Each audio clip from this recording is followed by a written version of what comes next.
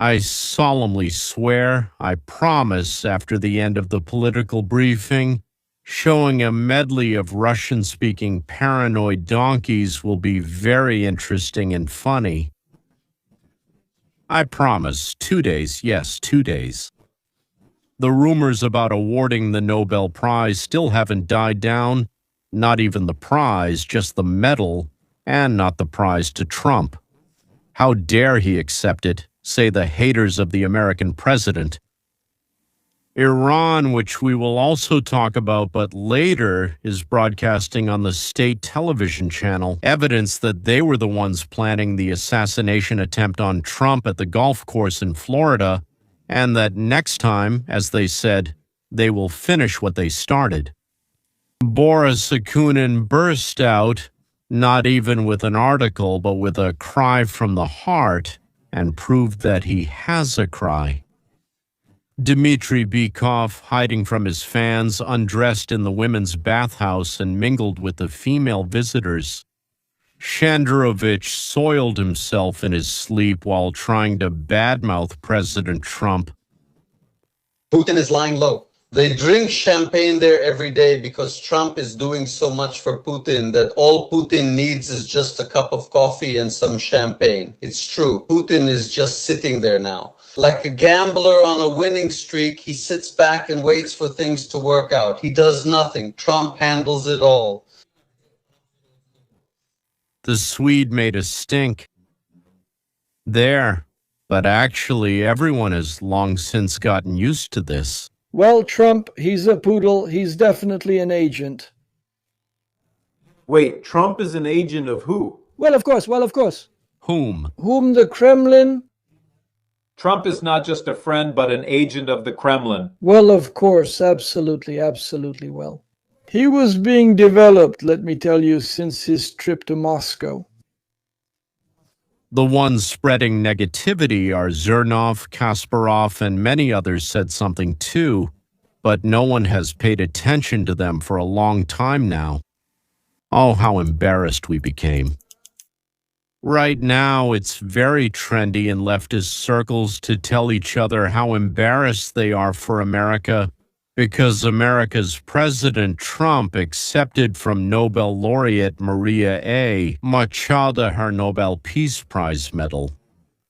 Well, they're just suffocating with shame, but why should I and other United States citizens be ashamed? As our beloved Russian-Georgian writer living in London, Boris Akunin, also known as Grigory Shalvovich Shkartishvili, wrote, here are his words. He got it from Georgian, of course, so it's Davnevrabili. I think that's how it sounds, of course. So it's Davnevrabili. He was looking at a photo of Trump with someone else's medal.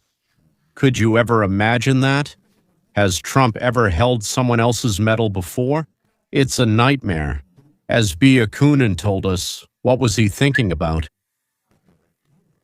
Staring in astonishment at the photo of Trump. So that's what it was about? How ashamed the Americans must feel. Of their president, of his ridiculous actions. What does ridiculous mean? According to the Encyclopedic Dictionary, it means actions that lack common sense. Then what does leppy mean? Leppy means beautiful, good. So Grigory Shalvovich believes that Trump, who is holding a medal that isn't his, is acting without common sense, and we should be ashamed of him, of Trump. Next B. Akunin Shkartashvili develops the idea that the shame in this situation does not fall on Trump personally. Akunin doesn't expect anything else from him. As he told us, it's not just that Trump is a despicable scoundrel, but that this shame falls on the whole country and on society, the society that allowed such a leader.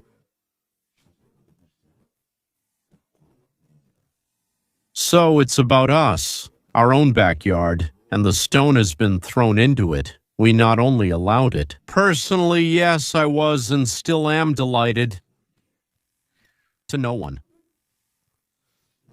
So, the main message is that Americans should be ashamed. That's Akunin's main point, yes, for their president holding someone else's medal in his hands. Oh, damn, well, let's figure this out. Maria Machado received a medal for fighting for peace, and she really felt ashamed. But it was also a bit uncomfortable. From her point of view, she hadn't done even a tenth of what Donald J. Trump had done for peace. And she understood that she received this award from the committee, yes, so that they wouldn't give it to Trump. In other words, she was used, which makes her an unwitting but still an accomplice in this, frankly, most disgusting operation. So what did she do? How did she nevertheless deserve this award for her long and consistent struggle for democracy in Venezuela? Well, as the committee explained to us, everything is correct. Well, yes, of course. But let's look at Trump. And that he's a fool, someone you're always embarrassed for. You never expect anything else from him, only that he'll do something that will make you ashamed of him. So what did he do that made Machado ashamed of him? Is there really no one else, no one at all in the world who thinks that he deserves this award more? Yes, the end of some, not all, recent Middle East military actions, along with the Abraham Accords between longtime enemies. Israel, Bahrain, Emirates. Well, of course, George and Akunin didn't like the cessation of military actions between Asia, India, and Pakistan. Okay, well, that's also nothing. There's absolutely no reason to give any awards at all, especially this peace one. Now, the peace treaty between Armenia and Azerbaijan means the resolution, I would say, of a 300-year conflict. Maybe not a final solution, but at least a temporary one. There is no shooting or killing there now. As of today, this conflict has effectively ended. What B doesn't like. Akunin, well, he doesn't like it, that's it. A peace treaty between, let's say, Cambodia and, well, Thailand, right? The end of a 30-year conflict. Even that, for some reason, Akunin just doesn't like it. He just isn't into it. He prefers they keep fighting over there. Congo and Rwanda signed a peace treaty after 30 years of conflict. 6 million people got dragged into the conflict, but among them there were no Ukrainians, no Russians, no Georgians, nobody like that. Who is it even worth talking about? Right? Yeah, well, if it weren't for Trump, thinks writer B. Akunin, another 6 million would have been killed, and maybe that would even be a good thing. I don't know, in my opinion, it's not good. In my opinion, it's very bad when people are killed. So the award means, if not 7 immediately, I counted 7 awards. Here it should have been awarded to Donald J. Trump, but it wasn't, while another United States president, his name was Barack H., did receive it, Obama. It was awarded for his vision, a vision of a world without nuclear weapons.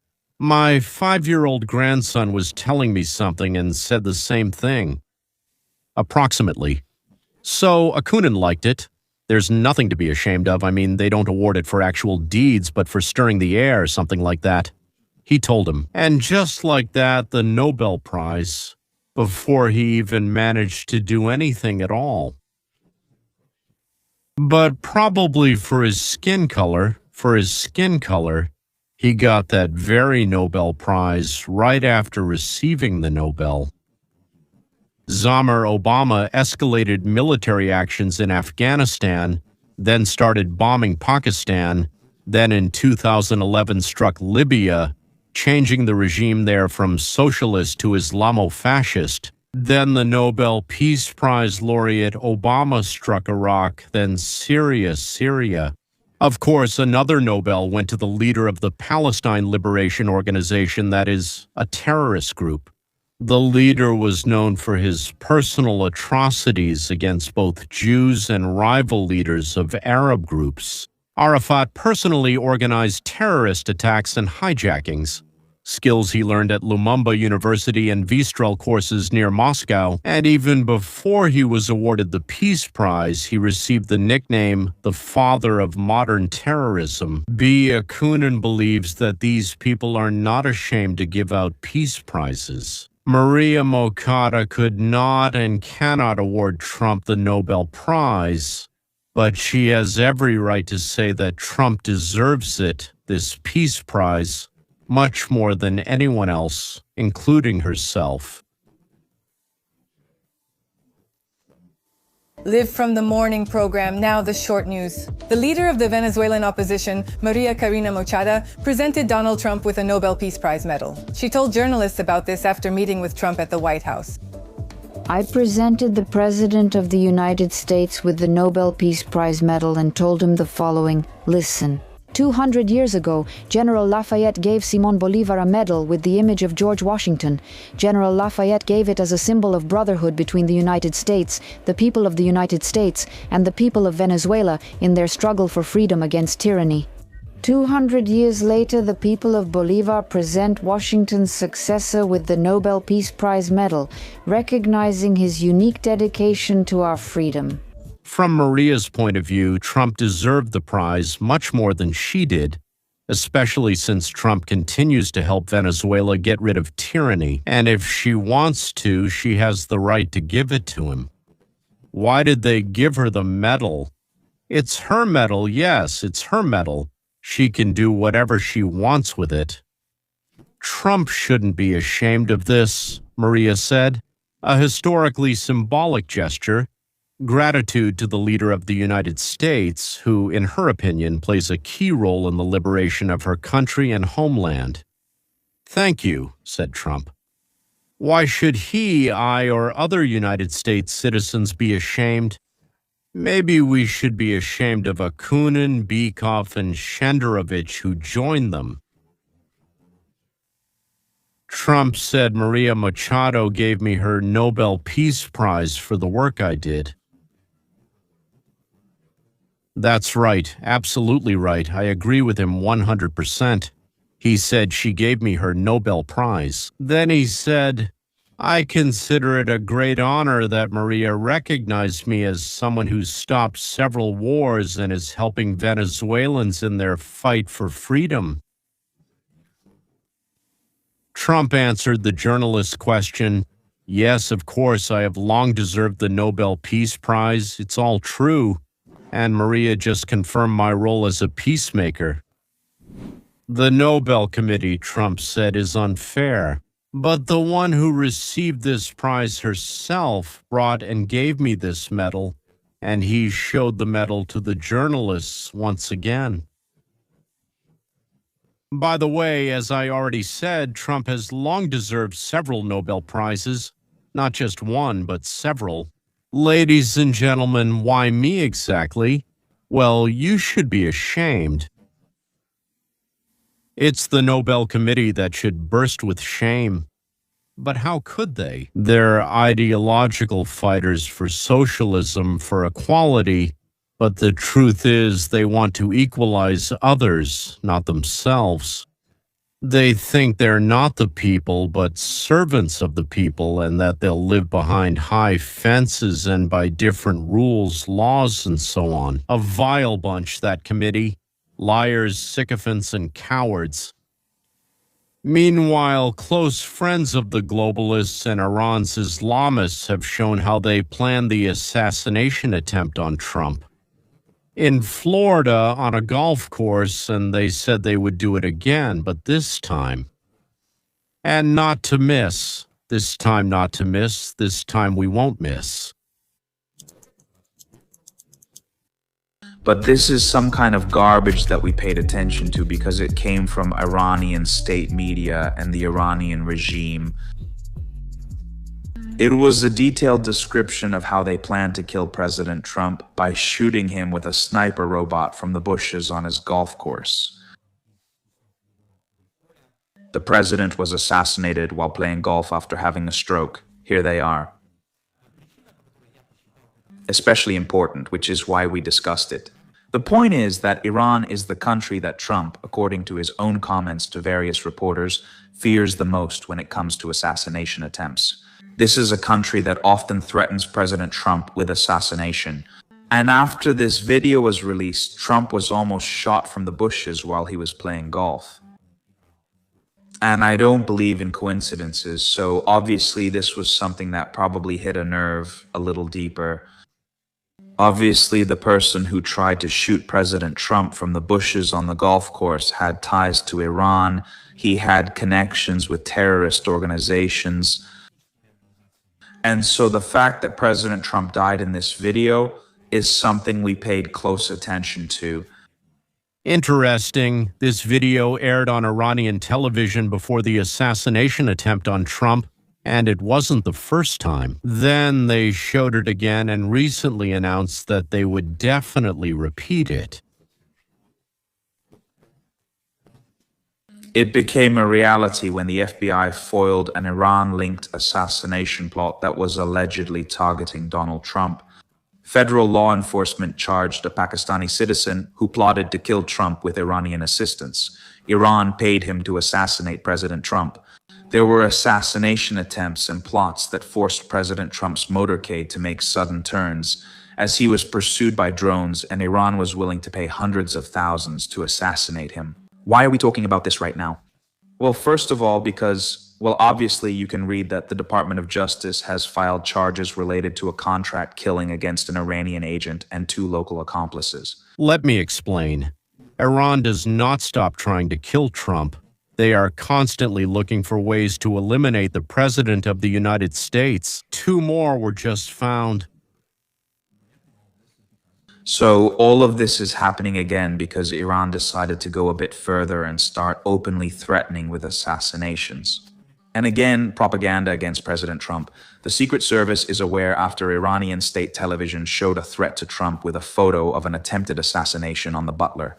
They stated that this time they won't miss. And that seemed especially interesting to me because this time we won't miss.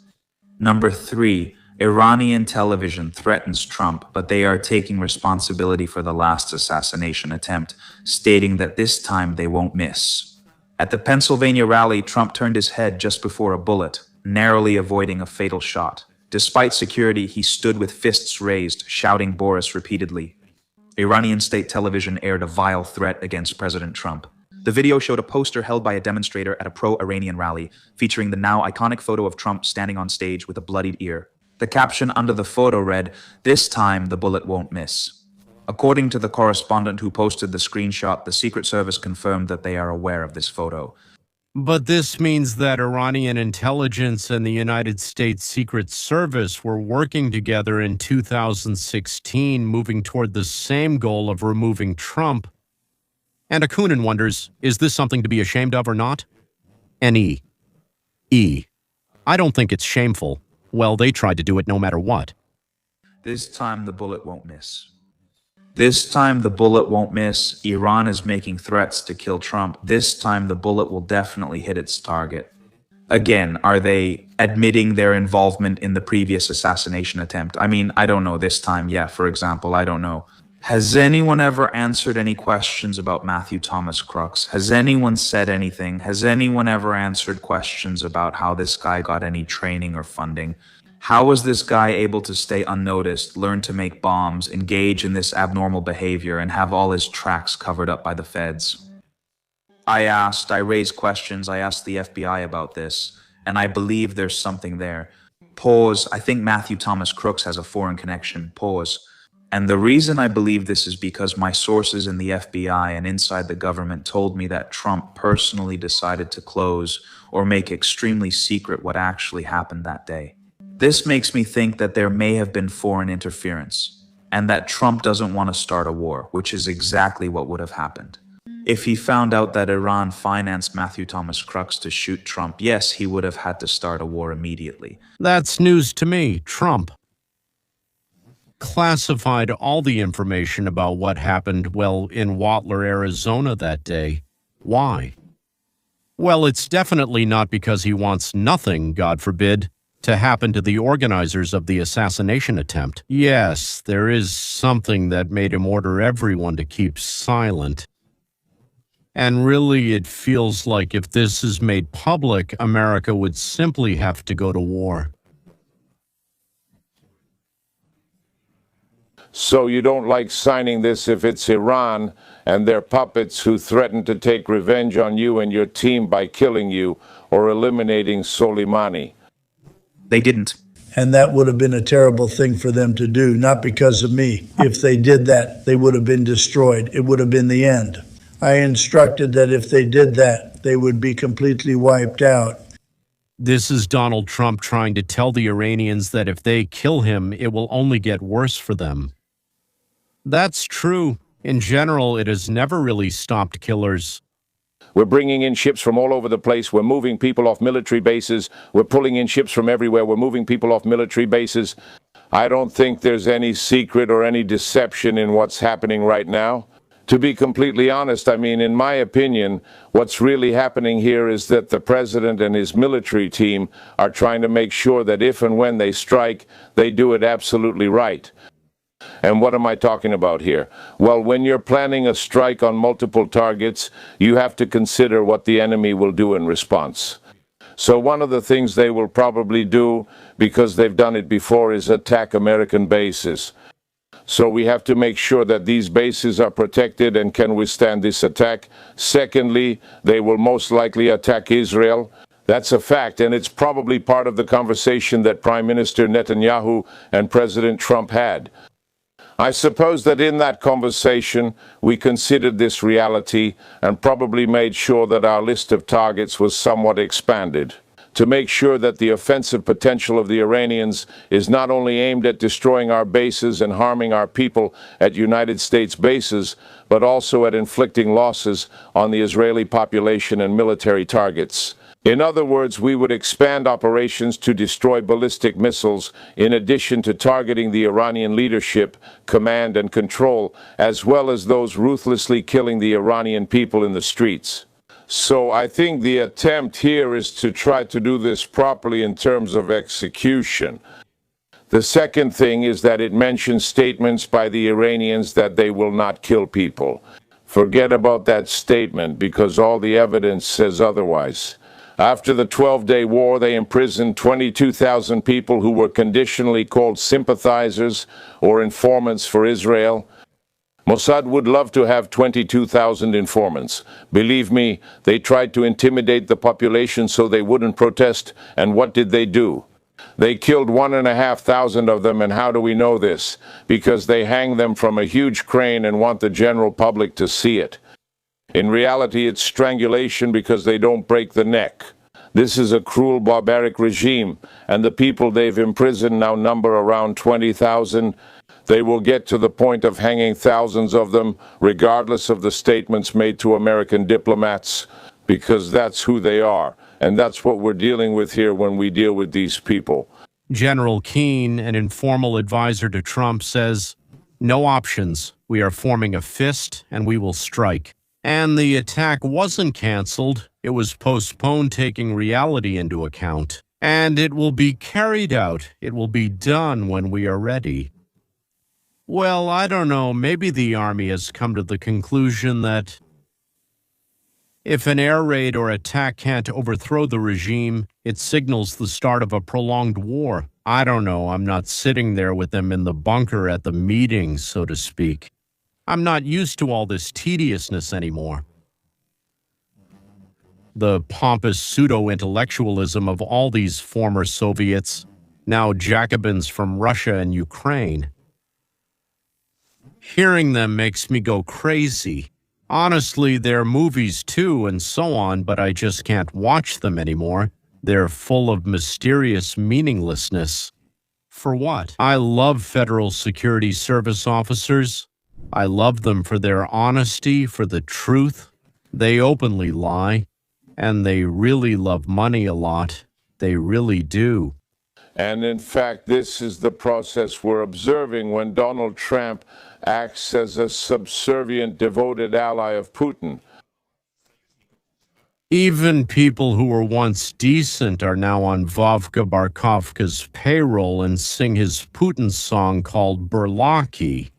You said, and I'm quoting you here, that when analyzing Trump's behavior, you can't shake the feeling that Trump owes Putin and is constantly paying him back. You even called Trump a Putin agent, said that Trump was recruited by Putin. You stated that the Federal Security Service put their own agent in power in the United States, and that person's name is Donald Trump Donald. I think that if you ask Putin whether he agrees with that statement, he will answer. If he answers honestly, he will say that he agrees. You see, from Putin's point of view, Trump is definitely an agent recruited by him. And this one, whom I'll show in a second, he's not in it for the money, not out of envy.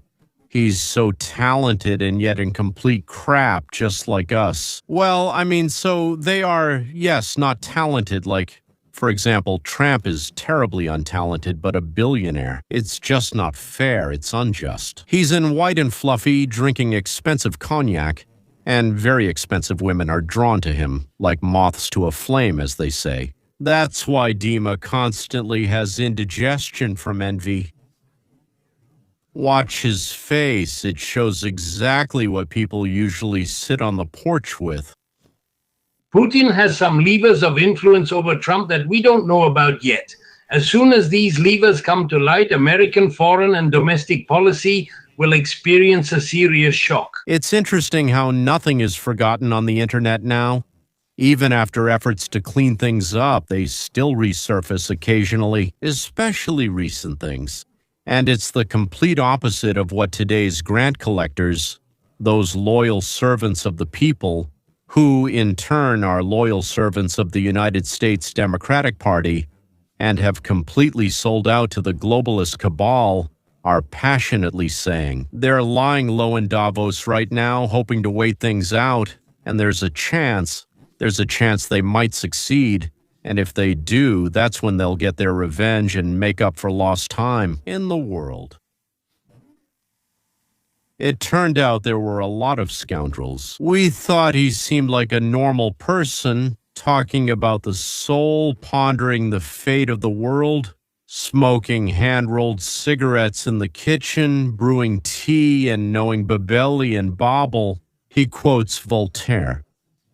Well, or in French, really, yes, he doesn't name his dog Mumua Schopenhauer, but Dimpartia Napoverku Govno.